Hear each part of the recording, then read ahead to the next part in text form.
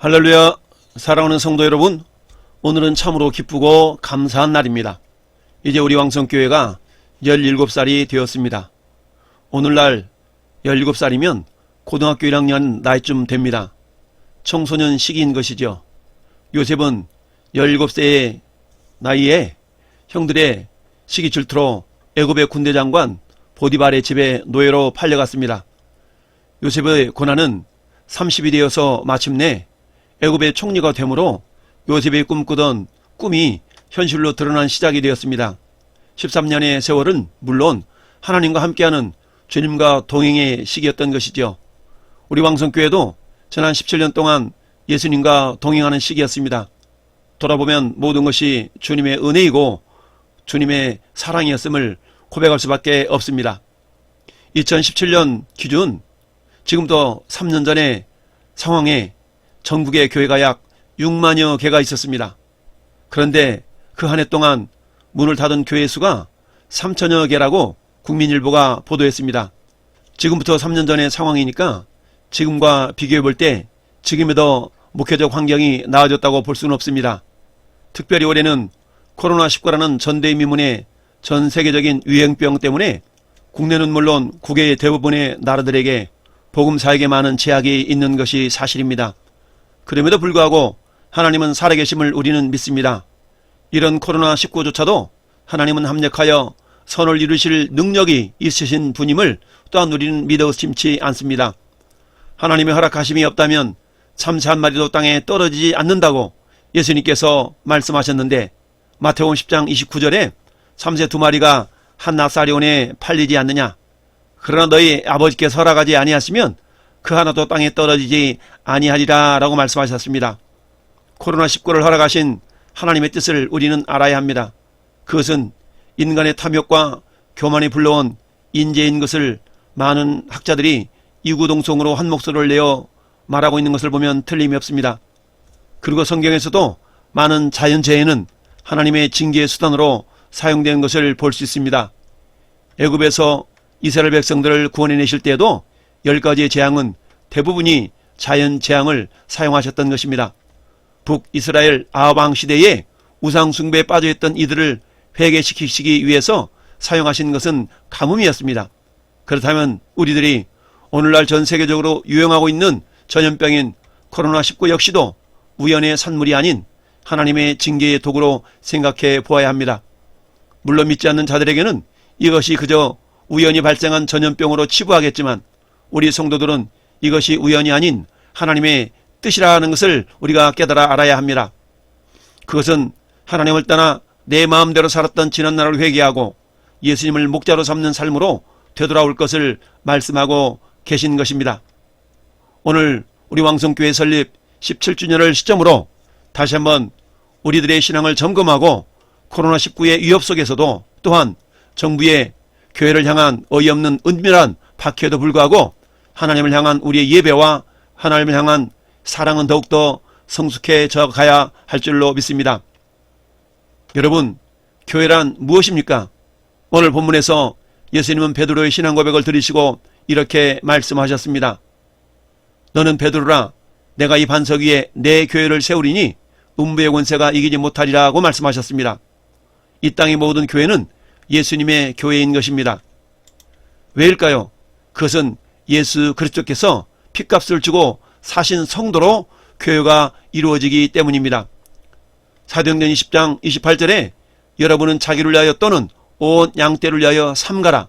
성령이 그들 가운데 여러분을 감독자로 삼고 하나님이 자기 피로 사신 교회를 보살피게 하셨느니라 라고 바울 사도는 3차 선교 순례를 마치고 선교 본부인 안디옥 교회로 오기 전 에베소 교회 장로들을 밀레도라는 항구 도시로 불러서 말씀하는 장면입니다. 이곳에서 바울 사도는 여러분을 감독자로 삼고 하나님이 자기 피로 사신 교회를 보살피게 하셨다라고 말씀하고 있습니다. 즉 교회는 예수님의 피를 믿는 믿음의 공동체인 것입니다. 예수님의 피로 교회를 사셨기 때문에 교회의 주인은 예수님이십니다. 주인이라는 말은 다르게 표현하면 교회의 머리라는 말씀입니다. 에베소서 1장 22절에 또 만물을 그의 발 아래 복종하게 하시고 그를 만물 위에 교회의 머리로 삼으셨느니라 라고 말씀합니다.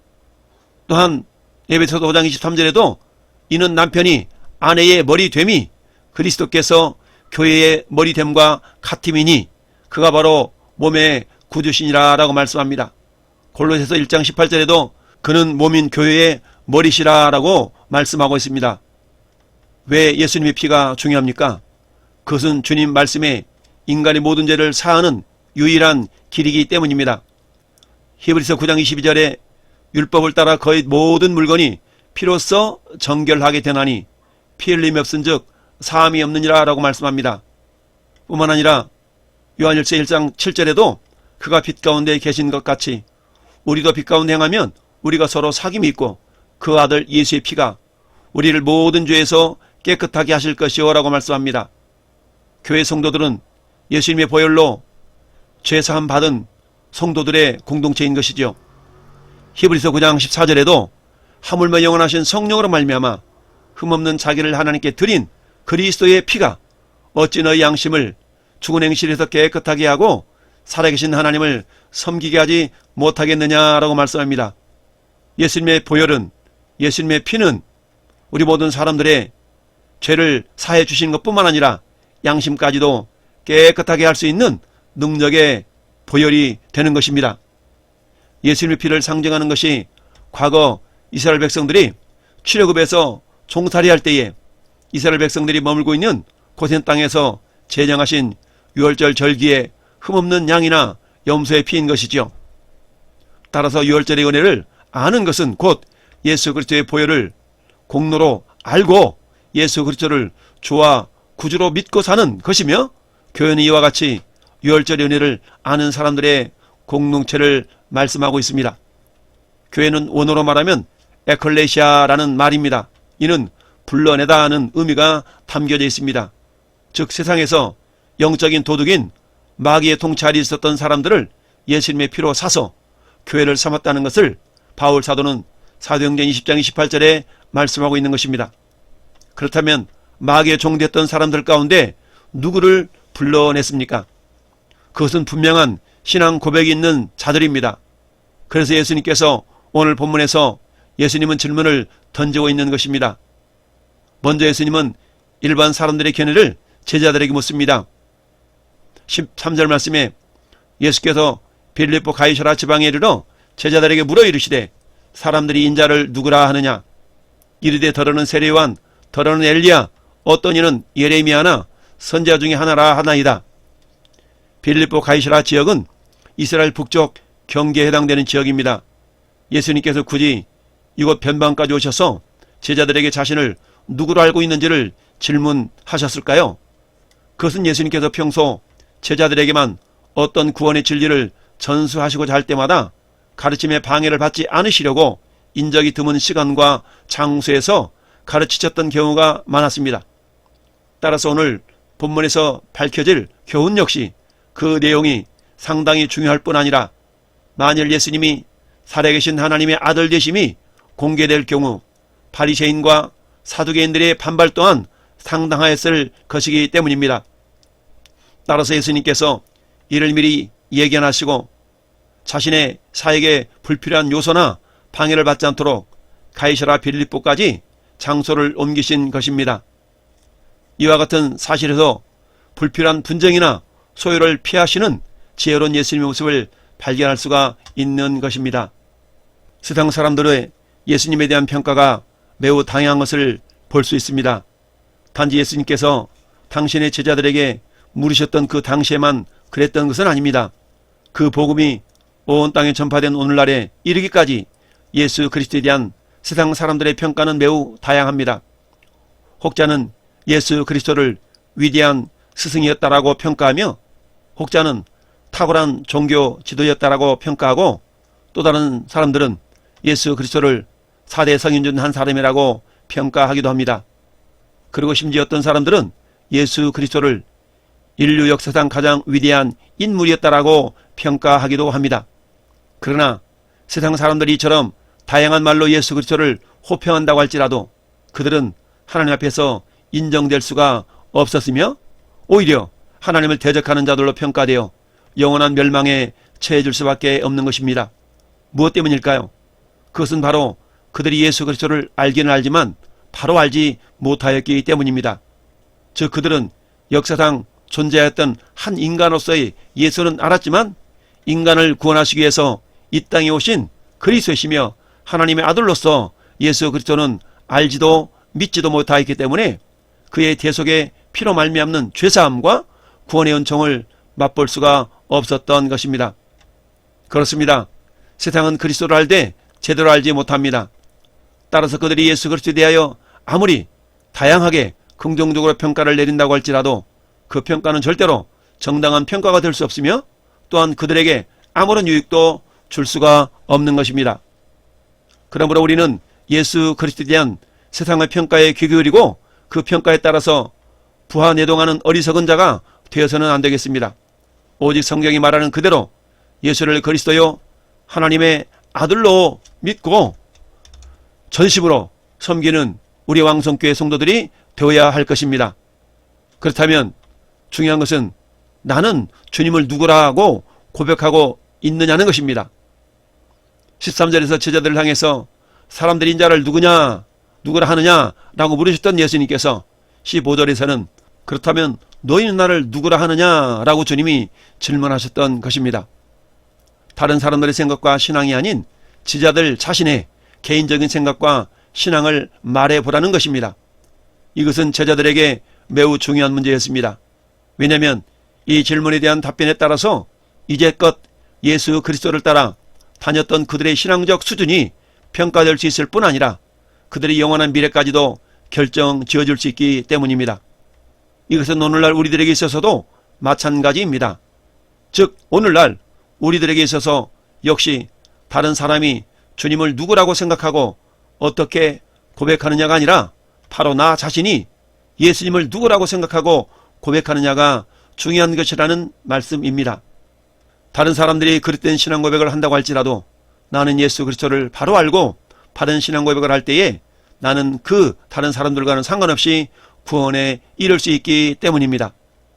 그래서 일부 신학자들은 신앙 고백으로 사도신경을 암송하지 않는 교회는 이단인이 많이 하는 어리석은 기준을 내세우고 있는 것입니다.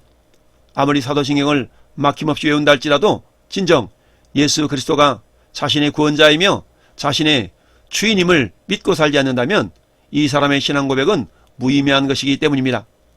그리고 사도신경의 분명한 의미를 안다면 굳이 이것을 암송하지 않는다 할지라도 믿음이 없다라고 판단할 수가 없는 것입니다. 그래서 우리 교회는 성경 그대로 시편 23편을 우리의 신앙의 고백으로 하고 있는 것입니다. 물론 시편 23편만이 완벽한 신앙 고백이라고 말할 수는 없습니다. 주님은 오늘 또 우리에게 너는 나를 누구라고 하느냐라고 질문하십니다. 이 질문에 대해 과연 나는 어떻게 대답할 수 있겠습니까? 오늘 본문에서 수지자인 베드로는 그 누구에 뒤질세라 주는 그리스도시요 살아계신 하나님의 아들이십니다 라고 대답을 했습니다. 복음의 핵심을 정확하게 고백하고 있는 것입니다. 복음의 핵심은 예수께서 그리스도와 하나님의 아들이 되신다는 것입니다. 이는 예수님이 모세와 선지자들의 글에 오시리라 예언된 바로 그 구원자이시며 또한 지금도 살아서 역사하고 계신 하나님의 아들로서 하나님과 동등하신 분이라는 것입니다. 즉 우리가 복음을 믿는다고 할 때 다른 어떤 사실을 믿는 것이 아니라 바로 베드로가 고백한 대로 예수님이 인간의 구원자 곧 그리스도이시며 또한 하나님의 아들로서 하나님과 동등하신 분이라는 사실을 믿는 것이라는 말입니다. 그래서 사도 요한은 요한복음을 기록한 목적을 이렇게 표현하고 있습니다. 요한복음 20장 31절에 이것을 기록함은 너희로 예수께서 하나님의 아들 그리스도이심을 믿게 하려 하며 또 너희로 믿고 그 이름을 힘입어 생명을 얻게 하려 함이라. 뿐만 아니라 요한일서 4장에서도 이렇게 말씀하고 있습니다. 요한일서 4장 15절 16절에 누구든지 예수를 하나님의 아들이라 시인하면 하나님이 그의 안에 거하시고 그도 하나님 안에 거하느니라. 하나님 우리를 사랑하시는 그 사랑을 알고 믿었노니 하나님은 사랑이시라. 사랑 안에 거하는 자는 하나님의 안에 거하고 하나님도 그의 안에 거하시느니라 라고 고백하고 있습니다. 그렇습니다. 바른 신앙 고백에는 주님의 칭찬이 있는 것을 보게 됩니다. 베드로의 바른 신앙 고백을 들으신 예수님은 기뻐하시면서 베드로를 칭찬하셨습니다. 17절에 바요나 시몬아 내가 복이 있도다 이를 내게 알게 하니는 혈육이 아니요 하늘에 계신 내 아버지시니라 라고 말씀하십니다. 바요나는 요나의 아들이란 뜻입니다. 바른 신앙 고백은 복이 임해 있다는 증거이죠. 그 복은 예수 그리스도이십니다. 그런데 예수 그리스도에 대한 분명한 신앙은 저절로 생기는 것이 아니고 또한 혈육을 통해서도 알 수 있는 것이 아닙니다. 그것은 오직 하나님께서 스스로 인간이 되어 오셔서 자신을 계시하셨기 때문에 알 수가 있는 것입니다. 인간 스스로 알 수 없기에 하나님께서 친히 알게 하신 것이라는 말씀입니다. 이것을 은혜의 계시 또는 계시의 은혜라고 말씀할 수 있습니다. 베드로를 향해 복 있는 자라고 말씀하신 하나님은 오늘날에도 동일한 원리로 우리들에게 복을 주십니다. 따라서 저와 여러분들에게는 하나님 은혜에 대한 분명한 신앙 고백이 있어야 합니다. 만약 저와 여러분들이 베드로와 같은 분명한 신앙 고백을 하고 있는 것은 이미 기적을 체험하고 있는 것이라는 뜻이죠. 왜냐하면 그것은 스스로도 혈육으로도 불가능한 일이기 때문입니다. 이 복을 받은 저와 여러분들은 동일한 믿음의 고백을 통해서 이 땅에서 왕성교회 성도들로 부르심을 받아 함께 예배하는 공동체를 이룰 수 있고 하나님의 특별하신 보호와 인도하심 가운데 살아갈 수가 있게 되었습니다. 또한 이 땅에 생을 마치는 순간에는 하나님의 나라에서 영생 복락을 누리는 특권을 누릴 수가 있게 되었습니다. 세상에서 이보다 더 큰 축복이 어디 있겠습니까? 이 사실을 여러분들이 믿고 있나요? 이처럼 예수 그리스도에 대한 바른 지식과 믿음은 이 땅에서 살아가는 날들 동안에 우리들에게 임해야 하는 가장 중요한 것인 것입니다. 사도 바울은 이러한 진리를 깨달았기에 그리스도를 아는 지식의 고상함을 인하여 모든 것을 해로 여기며 또한 그를 위하여 모든 것을 배설물로 여긴다라고 빌립보서 3장에서 고백하고 있습니다. 그러므로 우리는 예수님을 바로 알고 주님이라고 부를 수 있는 것이 얼마나 큰 복인지를 알아야 합니다. 요한복음 17장 3절에 영생은 곧 유일하신 참 하나님과 그가 보내신 자 예수 그리스도를 아는 것입니다 라고 말씀합니다. 예수 그리스도가 하나님의 비밀인 것이죠. 그 안에는 하나님의 지혜와 지식의 모든 보화가 감춰져 있다라고 골로새 교회를 향해서 사도 바울이 말씀하고 있습니다. 따라서 우리는 날마다 주님을 아는 지식을 귀하게 여김으로 말미암아 항상 하나님의 말씀을 대하고 그 말씀을 통하여 주님을 바로 알 수 있도록 성령의 도우심을 구하는 성도가 되어야 할 것입니다. 또한 진정한 교회는 바른 신앙 고백 위에 세워집니다. 18절에는 예수님은 베드로의 신앙 고백을 칭찬하시면서 그 신앙 고백 위에 예수님의 교회를 세우시겠다고 말씀하셨습니다. 그런데 예수님의 교회는 음부의 권세 즉 마귀 사단에 의해서 결코 쓰러지지 않는 믿음의 공동체가 된다는 것입니다. 마태복음 16장 18절에 또 내가 네게 이르노니 너는 베드로라 내가 이 반석 위에 내 교회를 세우리니 음부의 권세가 이기지 못하리라. 베드로의 본명은 시몬이었습니다. 시몬은 당시 흔한 이름이었습니다. 그런데 예수님께서 그 이름을 베드로라고 불러주셨던 것입니다. 베드로는 반석이라는 뜻이죠. 이름이 바뀌었다는 것은 하나님께서 사람을 쓰실 때에 반드시 변화시켜서 쓰신다는 것을 의미합니다. 즉 옛사람의 성품이 철저하게 예수님의 성품으로 빚어지는 만큼 쓰임받을 수가 있는 것입니다. 이 과정은 무교절의 실현을 통해서 빚어지는 것입니다. 내 지식, 내 견해, 내 뜻, 내 의지를 철저하게 하나님의 지식과 견해와 뜻과 의지에 맞춰 드릴 때에 비로소 열매 맺는 부활의 삶을 살아갈 수가 있는 것입니다. 따라서 바른 신앙의 고백의 토대 위에 세워지지 않는 교회는 주님의 교회라고 할 수가 없습니다. 아무리 그럴싸한 건물과 사람들로 채워졌다 할지라도 분명한 신앙 고백이 없는 사람들의 모임은 그야말로 모임이지 교회일 수가 없는 것입니다. 교회란 오직 진리를 진심으로 믿고 온전히 고백하는 성도들의 공동체인 것입니다. 물론 그 진리는 예수 그리스도께서 그리스도심을 믿는 것입니다. 예수께서 하나님 아들이심을 믿는 것입니다. 그래서 예수님은 요한복음에서 7가지의 자기 선언을 하고 계신 것입니다. 소위 말해서 에이미 에고라는 말입니다. 요한복음 6장 35절에는 예수께서 나는 생명의 떡이라 라고 말씀하셨습니다. 요한복음 8장 12절에서는 나는 세상의 빛이라고 말씀하셨습니다. 요한복음 10장 7절에서는 나는 양의 문이라 라고 말씀하셨습니다. 요한복음 10장 11절에서는 나는 선한 목자라. 11장 25절에는 나는 부활의 생명이라. 14장 6절에서는 내가 곧 길이요 진리요 생명이라. 그리고 요한복음 15장 1절에 마지막 7번째 나는 참 포도나무라 라고 말씀하고 있습니다. 따라서 우리 교회는 예수께서 선언하신 위의 7가지 에고의 의미를 신뢰하고 받아들이며 주님의 진정한 제자들로 자라가야 할 줄로 믿습니다. 사랑하는 성도 여러분, 우리는 교회 안에서 바른 신앙 고백을 속히 회복해야만 하겠습니다. 그저 교회의 형식적인 고백으로서가 아니라 성도 한 사람 한 사람의 진실된 신앙 고백으로서 바른 신앙이 고백되어지도록 해야만 하겠습니다. 따라합시다. 예수님은 나의 그리스도시요 나의 하나님이십니다. 네, 그렇습니다. 이 고백은 부활하신 예수님을 믿지 못하고 자신의 손으로 예수님의 손의 못자국과 옆구리의 창자국을 만져보야 믿겠노라고 고백했던 도마의 고백인 것을 성경은 말씀합니다. 예수님은 도마에 나타나셔서 이렇게 말씀하십니다. 내 손가락을 이리 내밀어 내 손을 보고 내 손을 내밀어 내 옆구리에 넣어보라. 그리하여 믿음 없는 자가 되지 말고 믿는 자가 되라 라고 말씀하십니다. 예수님은 도마에게 자신의 상처를 보여주셨습니다. 이 상처를 본 도마가 이렇게 고백합니다. 나의 주님이시오 나의 하나님이십니다. 예수께서 이르시되 너는 나를 본고로 믿느냐? 보지 못하고 믿는 자들이 복되도다 하시더라.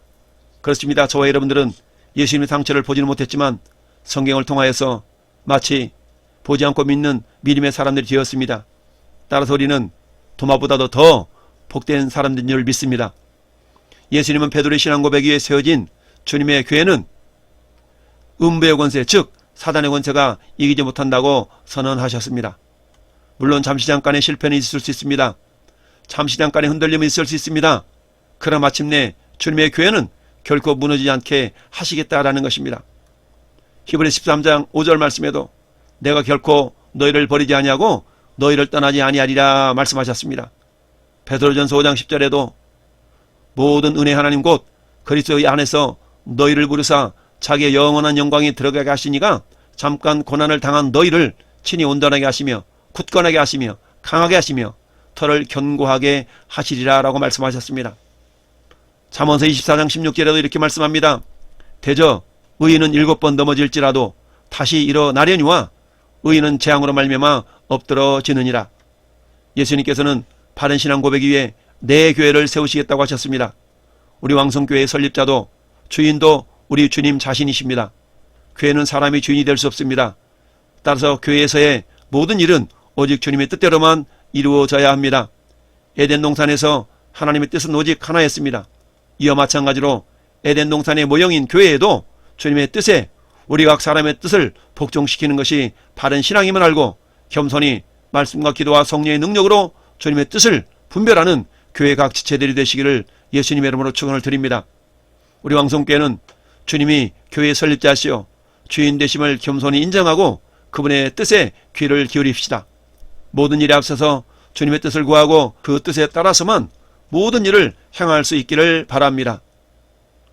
에베소서 1장 22절에 또 만물을 그의 발 아래 복종하게 하시고 그를 만물 위에 교회의 머리로 삼으셨느니라. 골로새서 1장 18절에도 그는 몸인 교회의 머리시니라 라고 말씀하셨습니다. 그렇습니다. 복음이 만민을 위하여 천국의 문을 여는 열쇠입니다. 19절에는 주님께서 베드로에게 천국 열쇠를 주시겠다는 것입니다. 이는 실제적인 열쇠가 아닌 상징적인 열쇠로 곧 복음을 가리킵니다. 즉 예수께서는 천국의 문이라고 할 수 있는 교회를 지키는 청지기들에게 그 문을 열 수 있도록 하셨고 또 닫을 수 있는 열쇠 곧 복음을 맡기신 것입니다. 따라서 땅에서 푸는 것이란 곧 복음을 맡은 사람들이 땅에서 그 복음을 열심으로 사람들에게 증거하는 것을 말하며 그럴 때 하늘에서 풀린다는 것은 곧 천국의 문이 열려져서 그 복음을 듣고 믿은 자들이 천국으로 들어갈 수 있게 된다는 말씀입니다. 또 이와는 반대로 땅에서 맨다는 것은 곧 복음을 맡은 자들이 이 땅에서 복음을 증거하지 않는 것을 말하며 그럴 때 하늘에서도 매인다는 것은 천국 문이 닫혀서 아무도 천국에 스스로의 힘으로는 들어가지 못하게 된다라는 의미인 것입니다. 그렇습니다. 천국의 문을 열어서 만민을 천국으로 들어가게 할 수 있는 천국 열쇠란 바로 복음입니다. 예수 그리스도께서는 그 복음을 천국의 문 곧 교회의 청직이 된 성도들에게 맡기신 것입니다. 따라서 성도들은 언제나 천국 열쇠를 맡은 자로서 이 땅의 모든 사람들에게 천국의 문을 열어줘야만 하는 책임이 있습니다.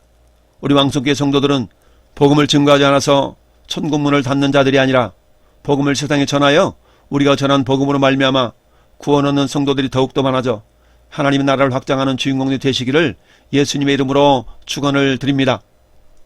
사도 바울은 복음 증거에 대해서 이렇게 고백하고 있습니다. 로마서 1장 16절에 내가 복음을 부끄러워하지 아니하노니 이 복음은 모든 믿는 자에게 구원을 주시는 하나님의 능력이 됨이라. 먼저는 유대인에게요 또한 헬라인에게로다 라고 말씀하고 있습니다.